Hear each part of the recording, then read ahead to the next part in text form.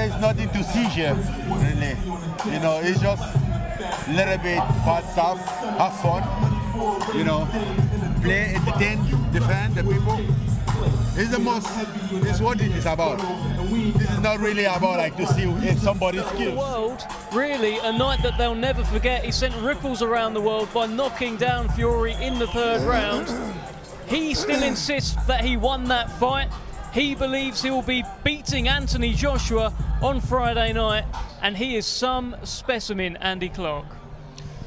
He absolutely is, and when you see him stride into the ring there, for me anyway, he makes that walk to the ring kind of shrouded in this air of mystery still, because off the back of that performance, what we do know is that he's an awful lot better than we thought he would be, but it's still quite difficult to work out exactly how good he is and exactly what he's capable of against Joshua, and that makes it fascinating for us and potentially quite difficult for his opponent, because you never want to underestimate anybody, and I don't think there'll be any chance of that happening after what he did at the end of last October. But also, as Ben Davison said to us yesterday, Joshua's trainer, you also don't want to be overestimating anybody, because that way you can just allow them a route into the fight. You can allow them to grow into the fight. So he's got a lot going for him from a psychological point of view. There's Ben ringside with Lee Wiley, one of the coaching staff who does a lot of great work with their video analysis. And it was interesting talking to them yesterday, talking to Ben yesterday, Johnny, about how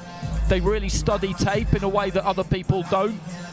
And it makes a lot of sense, because when you watch somebody fight, whether it's your fighter or the opposition fighter, there are certain things that they will do that are hardwired into them, natural instincts that are very unlikely to change, patterns that you can pick up on. Habit. You pick up a fight habit, how they talk, how they walk, how they interact with people, how they are, and that's how you study a fighter. Keep watching them, and the fighter yourself. There's habits you might have, but you actually don't realise you've got. This is what Ben was talking about, that Abthony Joshua does. So now we understand his job with Abthony Joshua. His job with Abthony Joshua is that I'm not going to show you anything new. I'm just going to show you what you are doing and what you aren't doing, and then you can figure that out for yourself. This is my assessment of it. So therefore, if Abthony can take that confidence and that belief into this fight, then it should be day and night. Now, looking at Ngannou, you know, I know for a fact when he boxed Fury, yes, and this is not a diss, it's not a disrespect, because he was king of MMA. Brandon always said, if you fight a fight that doesn't know how to fight, I mean, we're talking digital boxing, then the worst was the fight, because you don't know what kind of shot they're going to throw. And Ngannou threw some kind of hatchet shot there. It's a Superman punch. But you can get away with that in your sport, not in our sport. You shouldn't be able to anyway. But what I'm saying is, when a man's doing something so unorthodox that you can't prepare for, how do you prepare for him? How do you prepare for a man that actually doesn't have the boxing pedigree? Because you're going to get fighters that go in there that hold their hands up, use the jab, use the right hand, step around correctly. They'll have that unwritten step back conversation. Say, oh, we don't know. This man's going to do everything against the rules.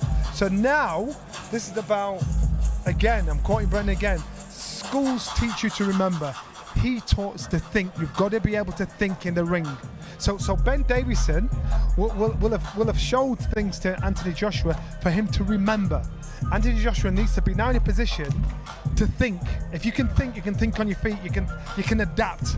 So AJ needs to be able to think when he's in there, think on the job. And if he can think on the job, therefore nothing untoward should happen, because he's thinking on the job. If he goes in like a robot and thinks, I'm doing this, I'm doing that, don't do that, don't do this, he's going to get turned over, because this guy's too unorthodox for our sport.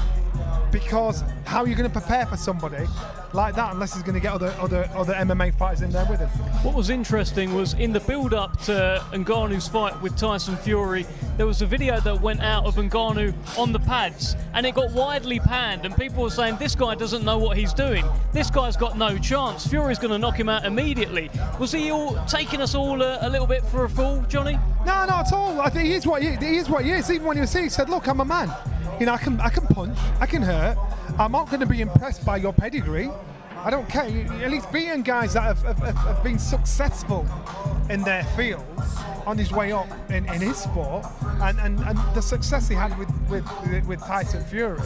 You know, you've got to give him credit, like we didn't, and you've got to give Tyson Fury discredit because he underestimated him. I don't think that would ever happen again. I think Tyson Fury now knows what's in front of him. He'd be in the condition he's in now to fight a guy. That's if they fought again. Don't think it will happen again. What I'm saying with this guy here, we can't sleep on him. We have the gift of hindsight now. We know what he's about. We know that he's cool. He's not going to be intimidated. He's very comfortable in his own